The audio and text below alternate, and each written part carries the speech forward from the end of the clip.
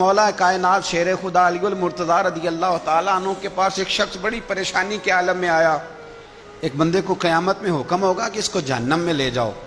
फरिश्ते उसको घसीट के ले जा रहे हैं। फरिश्ते घसीटते हैं दोज़ख की तरफ, तो मुड़ के फिर पीछे देखता है।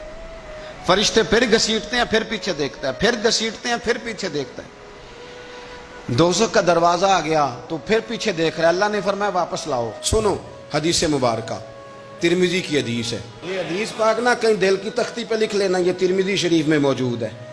ये कहीं दिल की तख्ती पे लिख लेना। आरफ रूमी कहते हैं कि एक दिन वो ना सियाने सियाने बंदे मुंतखब लोग जमा होकर बादशाह के पास आए। किसी ने कहा था हजरत अली से कि अगर सारी नस्ल कुर्बान हो गई तो क्या करोगे?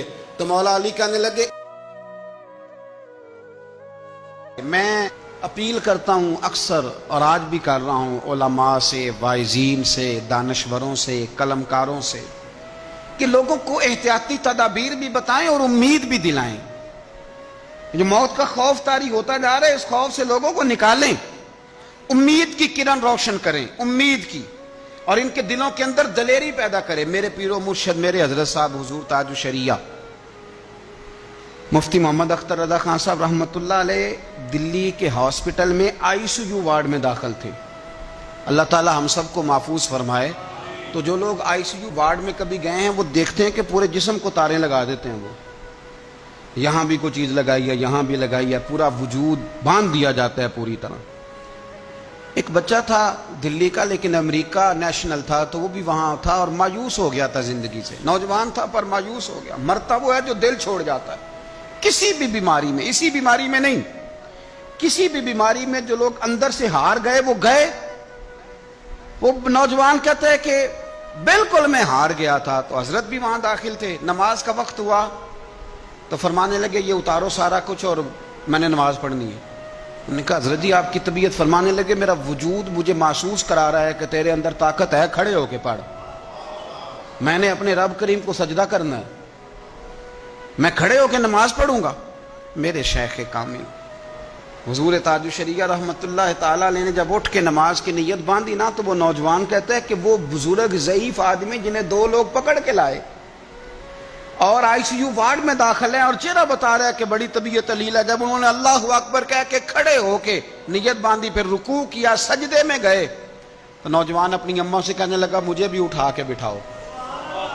माँ ने उठा के बिठाया तो कहने लगा मैंने उस जगह का बोसा लेना है जहां बाबा जी ने सजदा किया है। मुसलमान था, कहने लगा मजा नहीं आ गया यार, इस हालत में इतनी उम्मीद, इस हालत में उठ बांध कमर क्यों डरता है? फिर देख खुदा क्या करता है।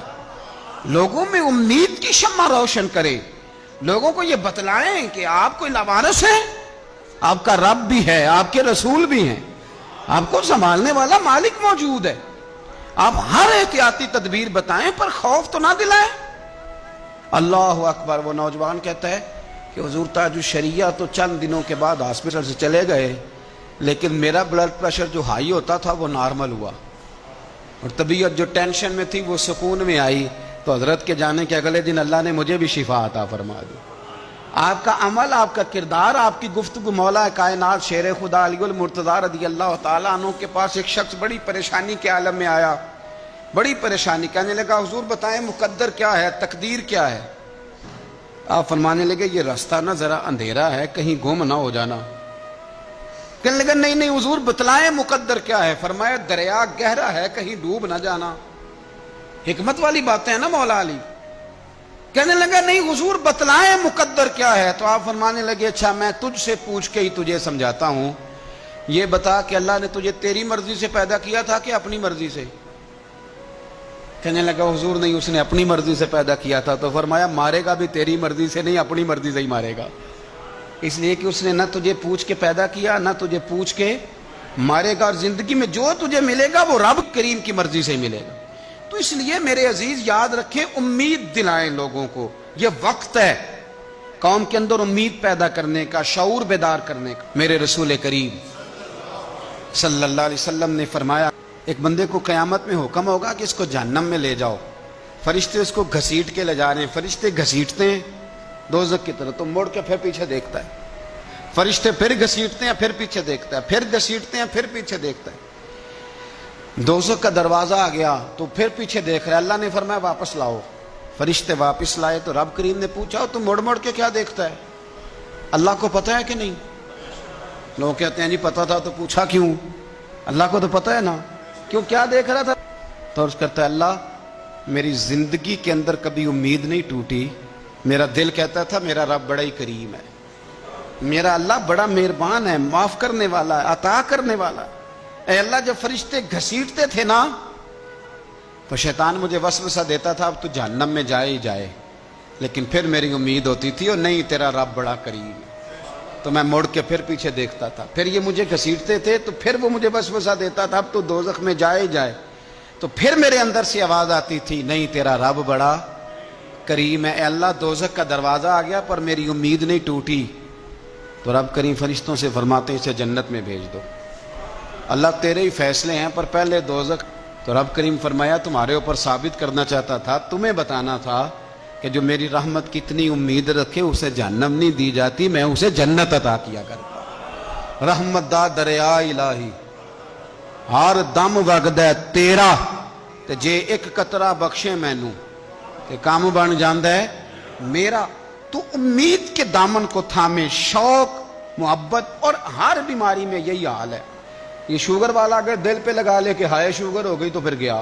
کینسر کے مریض جب وہ دوائی ان کو لگائی جاتی ہے تو بال جھڑ جاتے ہیں اور حالت بدل جاتی ہے، رنگ کالا ہو جاتا ہے. لیکن میں نے بہت سارے لوگوں کو زندہ دل دیکھا ہے جو کہتے ہیں یار رب کی مرضی ہے پھر کیا ہے انشاءاللہ ٹھیک ہو جائیں گے، اور وہ ٹھیک بھی ہو جاتے ہیں. زندگی تو زندہ دلی کا نام ہے، مردہ دل کیا خاک جیا کرتے ہیں. ان کا بادشاہ کہتا تھا کہ یار میں جو بھی ظلم کرتا ہوں یہ اٹھتا ہی نہیں، جیسے میں چاہتا ہوں کر جاتا ہوں، جاگتا ہی نہیں. تو شہروں کے دروازے ہوتے تھے، اس نے کہا کہ ایک ایک بندہ دروازے پہ کھڑا کرو، جو آدمی اندر داخل ہو 20 جوتے مارو، اور جب باہر نکلے پھر مارو. اس کا خیال تھا کہ یہ جاگ جائیں گے، یہ مجھے کہیں گے کہ کیوں میں جوتے لگ رہے ہیں، آپ برداشت کرتے نہیں، مہنگائی ہو جائے تب بھی برداشت کرتے ہو، جو ہو جائے. اس نے کہا شاید جاگ جائیں. وہ 1 مہینہ تو ساری قوم اسی طرح جوتے کھا کے آتی جاتی رہی. تو عارف رومی کہتے ہیں کہ ایک دن وہ نا سیانے سیانے بندے منتخب لوگ جمع ہو کے بادشاہ کے پاس آئے. تو بادشاہ وزیر سے کہنے لگا لو یہ والا مسئلہ اب ٹھیک ہو گیا، جاگ گئی ہے میری قوم. اب یہ مجھ سے کہیں گے کہ کیوں جوتے مرواتے ہو تو میں کہوں گا تمہیں جگانا تھا، تو تم جاگ جاؤ، میں مر گیا تو پیچھے لوگ تمہارے اوپر ظلم کریں گے. وہ سارے بندے آئے تو آگے کہنے لگے بادشاہ سلامت ایک گزارش کرنی تھی. کہا کیا؟ کہنے لگے وہ ذرا جوتے مارنے والوں کی تعداد بڑھا دیں، ہمیں لائنوں میں لگنا پڑتا ہے تو دفتروں سے لیٹ ہو جاتے ہیں ڈیوٹیوں، تو بندے ذرا بڑھا دیں وہاں. تو بادشاہ کہنے لگا اوہو اب نا میرا مزاج نہیں، لیکن مجھے ایسے لگتا ہے کہ ہم بھی نا الا ماشاءاللہ ہم بھی کہتے ہیں مارو صحیح جوتے پر ذرا لائن میں نہ لگاؤ، الگ الگ کر کے اکیلے اکیلے کر کے. سنو بزدل قومیں دنیا میں اپنی آنے والی نسلوں کو غلام بنا جاتی ہیں. گڑھے کھود رہے ہیں ہم اپنے پوتوں اور نواسوں کے لیے. جتنا ظلم میں اور آپ سہ رہے ہیں اس سے 11 گنا اگلی نسلیں سہیں گی، یاد رکھنا. کسی نے کہا تھا حضرت علی سے کہ اگر ساری نسل قربان ہو گئی تو کیا کرو گے؟ تو مولا علی کہنے لگے ایک سیزن کی فصل دے کے اگر قیامت تک کی ساری فصلیں بچ جائیں تو سودا مہنگا نہیں. ایک فصل ضائع کر کے آنے والی بچ جائے تو سودا مہنگا. کسی نے تو آگے بڑھنا ہے نا، کسی نے تو. یہ قصور میں 3-4 بچے پھر قتل ہو گئے. کل کی بات ہے نا، ابھی زینب کو لوگ بھولے نہیں اور ایک نیا مسئلہ بن گیا. خدا را کب تک، کس وقت تک، کب تک یعنی یہ نظام چلے گا؟ اپنی خودداری کی حفاظت میں نے اور آپ نے خود کرنی. ہم بچوں کو بزدل بنا رہے. ہمارے تو ایک گنڈا ہوتا ہے تو کئی شہروں کو اس نے آگے لگایا ہوتا ہے، کوئی پوچھنے والا نہیں. اگر آپ کے اندر میرے اندر حفاظت خودداری نہیں جاگے گی، خبردار جی بچوں کو دھوپ لگتی ہے تو یہ تو پھر ایسے ہی رہیں گے. سنو حدیث مبارکہ ترمذی کی حدیث ہے، صلی اللہ تعالی نبی کریم صلی اللہ، یہ حدیث پاک نہ کہیں دل کی تختی پہ لکھ لینا، یہ ترمذی شریف میں موجود ہے، یہ کہیں دل کی تختی پہ لکھ لینا. حضور نے فرمایا من قتل دون مالہ فہو شہید. کیا خوبصورت انداز ہے میرے نبی پاک. حضور فرمانے لگے جو شخص اپنے مال کی حفاظت کرتا کرتا مر گیا وہ عام موت نہیں مرا، شہادت کی موت مرا ہے۔ ایسے کر کے پلیٹ میں رکھ کے نہیں چور کو دے دینے پیسے، ہاں اگر آپ نہتے ہیں اس کے پاس اسلحہ ہے تو پھر بات اور ہے، پھر جان بچانے کی اہمیت زیادہ ہے، لیکن آپ طاقت کٹھی کریں۔ یہ کیا بات ہوئی کہ چور آیا اور لے کے چلا گیا؟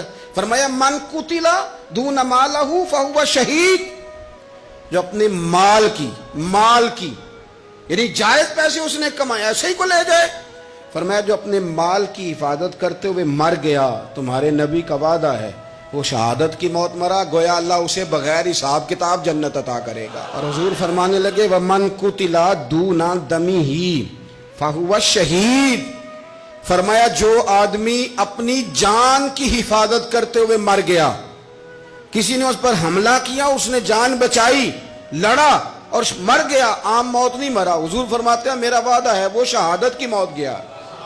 سیاستہ کی روایت پڑھ رہا ہوں، اور حضور فرماتے ہیں دونا دینہ فہو شہید، جو اپنے مذہب کی حفاظت کرتے ہوئے مرا۔ ذرا ترتیب دیکھو، پہلے نمبر پہ حضور نے مال کا نام لیا ہے، دوسرے نمبر پر رسول کریم علیہ السلام نے جان کا نام لیا، اور دین کا نام تیسرے نمبر پہ لیا ہے۔ فرمایا جو اپنے دین کی حفاظت، گویا مال بچانا یہ بھی ایمان ہے، جان بچانا یہ بھی ایمان ہے، اور فرمایا جو دین کی حفاظت کرتے مرا وہ بھی شہید ہے۔ اور پھر میرے رسول کریم فرمانے لگے ومن قتل دون اہلہ فہو شہید، فرمایا جو اپنے بال بچوں کو بچاتے بچاتے مر گیا اللہ اسے بھی شہادت کا درجہ عطا کرے گا۔ جو شخص مال بچاتے دنیا سے چلا گیا وہ بھی شہید، تو جان بتاتے چلا گیا وہ بھی، تو پلیٹ میں رکھ کے دینا شروع کر دیا سارا کچھ پلیٹ میں۔ فرمایا جو آدمی اپنی جان بچاتے چلا گیا شہید، دین بچاتے چلا گیا شہید، گھر والوں کو بچاتے چلا گیا۔ نبی کریم علیہ السلام کی خدمت میں ایک صحابی نے عرض کی حضور اگر کو میرا مال چھیننا چاہے تو حضور نے فرمایا مقابلہ کر، مسلم شریف کی حدیث ہے، مقابلہ کر۔ عرض کی حضور اگر اس نے مجھے قتل کر دیا تو حضور فرمانے لگے رب تجھے شہادت کا درجہ دے گا۔ عرض کی یا رسول اللہ اگر میں نے اسے قتل کر دیا تو حضور فرمانے لگے پھر رب اسے جہنم میں ڈال دے گا، تجھے شہادت ملے گی شہادت، اور اسے دوزخ ملے گی۔ ہمت پیدا کرے، دلیری پیدا کرے۔